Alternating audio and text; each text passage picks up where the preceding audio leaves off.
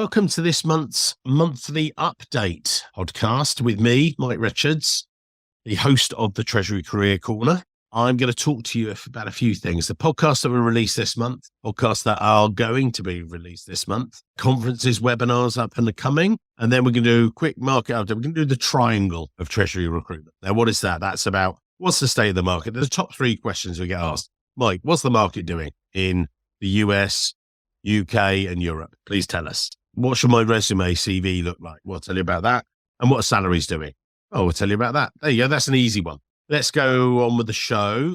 So who do we have on the show for this past month? We had the amazing Royston DaCosta. Caught up with Royston. Nice update show. Got a few of those coming up. But it was lovely chatting to him about all things IT and tech, which is great because he loves utilizing that to make your jobs as Treasury professionals more enjoyable. So great show to listen to.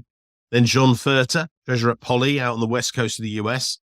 Talking to him a lot. He's quite provocative with some of his views, but I really like John. He's a really great guy. Mark Vicule, who's moved more into interim treasury management. Good conversation with him and having a catch up. And then we had Francisco de Barros from Ingersoll Rand. Great to catch up with Francisco. Doing lots of great stuff. They've evolved a lot throughout lockdown. And then coming up for this month, we have a return chat with Tanya Kuznetsova. Yes, I got it. From Baptist Healthcare. Tanya also does a lot of stuff with the NCTMA, North Carolina Treasury Management Association. We've done lots of stuff with those guys. Then you get the feature episode. That's with myself, Katie, and with Craig. This came from a virtual session we were giving about how to retain your team, your Treasury team, in this new age of hybrid working. New world, new ways of working. And then we move on to our special feature episode. That features myself, Mike Richards, with the lovely Katie Hardy, and then Craig Perkins. So connect to any of us on LinkedIn. We were talking about retaining your Treasury team in this new age of hybrid working. We were chatting about all the different things and things it's been throwing up. And in actual fact, I've just done a catch up with Dan Ferguson. Used to be at RSA Insurance, now with Resolution Life. We've just had a good catch up about his new role. We talked about hybrid working in there and how they practically work it. And we were giving lots of tips. There are some worksheets for you. There's some advice sheets in there as well. So look in the show notes there. That's going to definitely help you if you're managing and mentoring teams that are either in the office, 100% out of the office, working remotely, blended teams in the middle. So that's going to help you. Now, we are trying to get a number of people onto the podcast, and we struggle sometimes. I know you guys are busy, but we could do with some more guests. Just send a big invite out to a lot of our European and UK potential guests who would love to have on the show, just talk about their careers and everything else. But also, if you have someone that you think, do you know what? I love the show what Mike does and all the team put together for free, but could you maybe suggest some people? You just click on there and it says suggest someone or put your name down. Or if you're interested, I would love to chat to you. Just talk to you about your Treasury career. I know we're going to do a number of conferences and I'll be asking some of the people that I meet there to be guests. So one of the up and coming conferences I've got is at Windy City in Chicago. I'm going to be talking on the first morning of the conference later on in May about the importance of branding and networking to achieve success in your Treasury career. Yeah, it's going to be great to meet lots of you guys there. I can't wait for it. Finally back in Chicago after a bit of a hiatus given COVID and everything else. Then following that up with Wednesday, 10th of May, we're going to be having a repeat of actually, it's the other way around usually. Usually you do a virtual and then a real. We did our real session at the AFP conference in Philadelphia. And it turned out to be very highly rated. Let's say highly rated.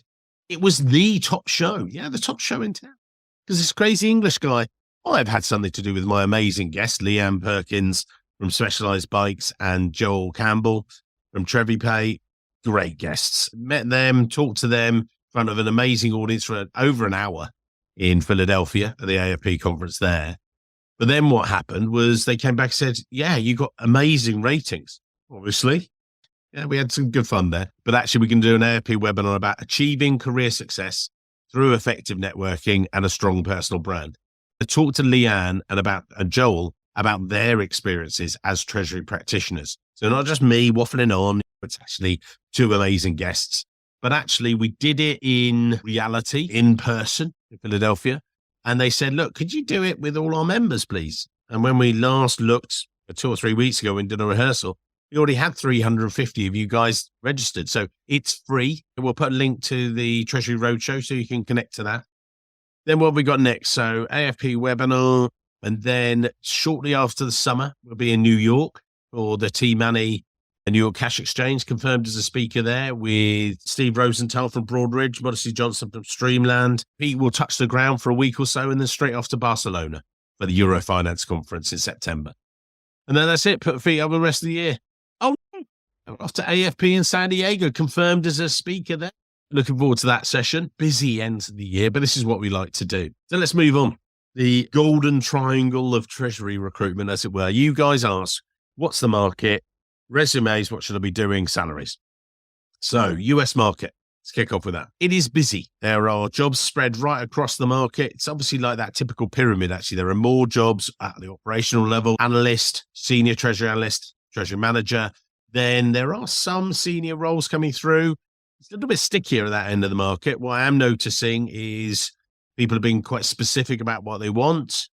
Treasury analyst roles, again, some good responses with recruiting roles in New York. I've got a couple of things in Philadelphia, actually. So if you're looking for new positions there, let us know. Send us your resume. Treasury manager roles, a little bit stickier at that market because people are being a bit more specific about what they want, which is fine. Salaries. We're not going to go deep dive that, but this is the US salaries. They are rising rapidly still within the US, but they're keeping pace with inflation, I would say. But the point is, they're keeping pace. They're not overtaking inflation. So I am seeing salaries rising, but they're not rising above inflation.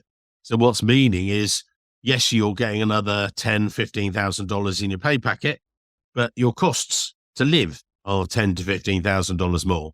So it's just like for like, if you like. So it's a parity. We'll come back on salaries in a moment. So I'd like to tell you about that. European markets. Slow start at the beginning of Q1, but now it's started. I think there was people getting bonuses and everything else. Now those have been awarded. There's more positivity. So they're hiring, again, junior levels, treasury analysts, recruiting in. Katie, I know, is doing some work in Belgium. So if you're looking for a role, treasury analyst or through to treasury manager, she's got some really good roles there. The Nordics, very busy there, actually. The Nordics have really sprung to life. Luxembourg and throughout Germany, very big region, and we're very busy there. So you're any of those regions or happy to work in those, send us your CV, please. We currently have available positions for all of those, but particularly for treasury analysts and senior treasury analysts, some treasury manager roles, but it's more at the more junior level. So let us know. We're open to supporting other clients. So if you are looking, we've got a good roster of candidates looking. These guys can help us. Yeah, reach out. So just drop us a quick email to myself, mike@treasuryrecruitment.com or katie@treasuryrecruitment.com. Okay, and then we go back to our home market, if you like, with the lovely Craig Perkins. So ask Craig some of the top questions he's being asked. And he said, so the top one he's been asked, how soon is too soon to be looking for your next career move? I said, what do you mean by this? And he said, well, people are saying, I've been in my role 6 months, 9 months, a year. Is it time to move? And as he said, it depends. It depends. Have you actually hit all the challenges you wanted? Because what we've seen post-COVID is that some candidates have taken a role and then it's either not stood up the test of time, or they've gone in and they've conquered the challenges. So it is time for a next move. So that's one of the things we see. He's quizzing people. He's talking to candidates each and every day. He and Sophie are chatting away. Now, they're asking, do you need to move? And that's the thing. Sometimes you talk about the internal motivators for people. Is it just that they're frustrated maybe? What's your motive? What is the driver for you wanting to make a change? Now, if it is that I used to have the catchphrase, a year to learn a role, year to do a role, year to get bored of a role. So 2.5 years, people will be making a move sort of thing. That's really changed, I think. I've seen there's been a lot more solidity in the UK market, but there's also been a lot more flexibility. Hang on, you're saying two things. Yeah, I've seen some people now more willing to make a move under a year. If the role's not working out or everything else, or up to 18 months, well, we're going to move. Well, vote with my feet. And or I've seen more people staying post 3 years. They're getting internal promotions. Throughout COVID, I never saw so many promotions on LinkedIn It was like, oh, they've been promoted to senior analyst. Oh, they've been promoted to treasury manager. Oh, they've been promoted to assistant treasurer.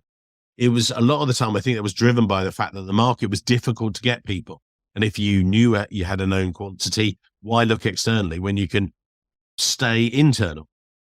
And how soon, coming back to this question, another point he made was some of those candidates do feel they're having to look externally because there's a lack of internal progression. So maybe if you are sitting there listening now and you are a client and you're thinking, oh, mate, what can I do to motivate my team? What gaps can I create for them in my team? Where can I look to promote them? If I'm going to do that, am I also paying them the fair market rate based on their qualifications and their experience? Oh, my goodness. If only there were a way to benchmark their salary. If only I went to treasurysalary.com and I took part as a treasurer, and then I was immediately sent an amazing benchmark from Q1 of 2023. And I knew that, hang on, by taking part, I'll be part of the Q2 Treasury Salary Survey that Mike and the team at the Treasury Recruitment Company are going to produce in the next few weeks. Oh, yes, that's what we're doing. So take part wherever you are, whether in the UK, Europe, or the US. Take part. It's confidential. treasurysalary.com. Take part. You will join over 1,100 plus people. I think we're running about 150. We've retired a few people because we're up at 1,200. But some of the people have said, actually, no, or they're not updated their information. That's fine. We respect that. If you're too busy, that's fine. You're not part of the survey. Our survey is up to date all the time. It's a living, breathing thing. Let's do the survey bit, actually. Let's talk about that. It's great. I love the survey. It came out of a love I have for accuracy and having proper market data for my clients. I was with a previous employer. They said, oh, can you just benchmark this for our salary survey? And they still do it now. It's absolutely ridiculous. I'd like them to be sued for falsifying information. But basically, say a treasury analyst, if someone says, what is the average salary for a treasury analyst in London? We know. And we've actually, in some of our things, people said, what's the difference between a treasury analyst in London versus the home counties versus the middle of England? Now it's less, I would say, because of hybrid working, everything else, it's less regional. Yeah, it might be more expensive to live in the big cities in, say, London or things like that. But actually, there's less of a gap between that and the middle of the UK, or the same in the US. Differently, if you're based in New York, your salary will be that much higher than it will be in Texas, where a lot of companies are moving to. Illinois, it's on a par, but it's not as expensive as New York. I know this because we were out there for the Philadelphia conference last year. Wow, it was expensive, guys. Okay, so let's come back to some of those. So that's the salary survey done, really. So take part at treasurysalary.com. UK market, let's finish off on there. I'm looking for wider, I'm pigeonholed within my current role, looking for wider treasury exposure. Will my current remit affect my chances of securing a role in the future? Yes, it will. Yeah, if you are too specific with your emphasis, then yeah, it could limit your chances. Because if you're going for a next role, people say, which areas have you covered in cash management or foreign exchange, or have you just done this? You need to take an active role in that and say to your boss, I want to get involved in other areas, and say, if you don't involve me, I'm going to look for a new job. Do it gently, and or ask us. If you need some help, pick up the phone, call Craig, and he understands what clients want and what they're open to. So you can understand the time to provide coaching and say, look, you probably need to think about this. You could do this with a generalist recruiter. You call them and they go, what's Treasury? TRE. They'll come to us. That's all we do. That's why we do it, because it's what we enjoy doing, really. Then he was actually asked by one of his clients, I want to retain my younger team. I want to develop them and everything else. How do I do that? Now, the first thing we identified, this was a conversation both he and I had, was why had they lost people in the past? And the point was because they hadn't thought about it.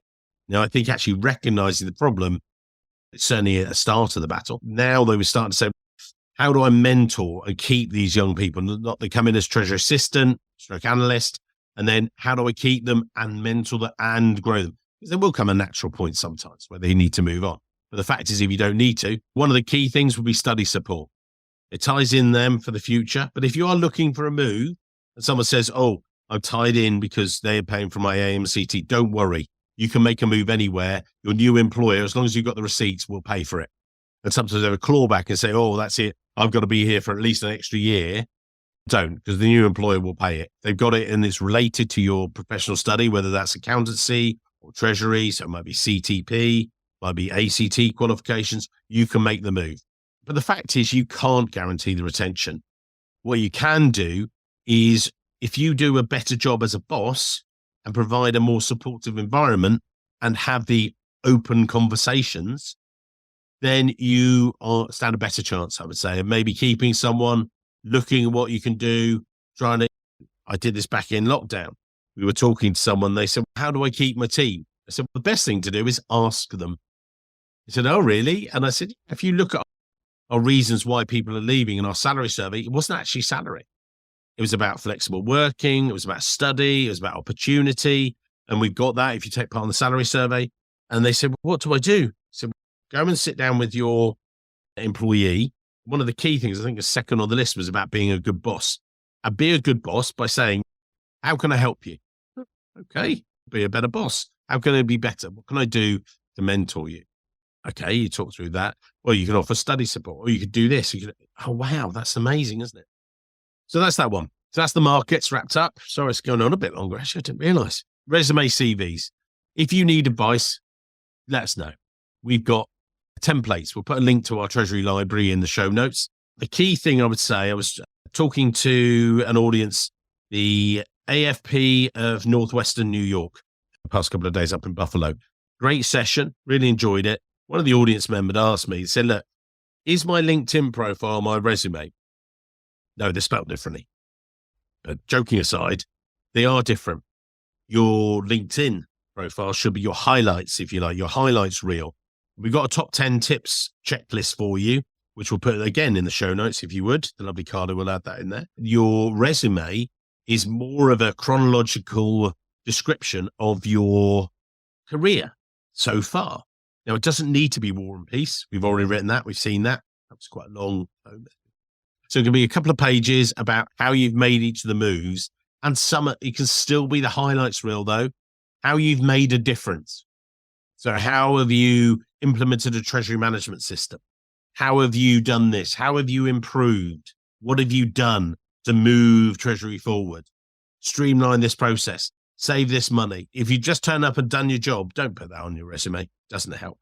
What you should be doing is providing hook points.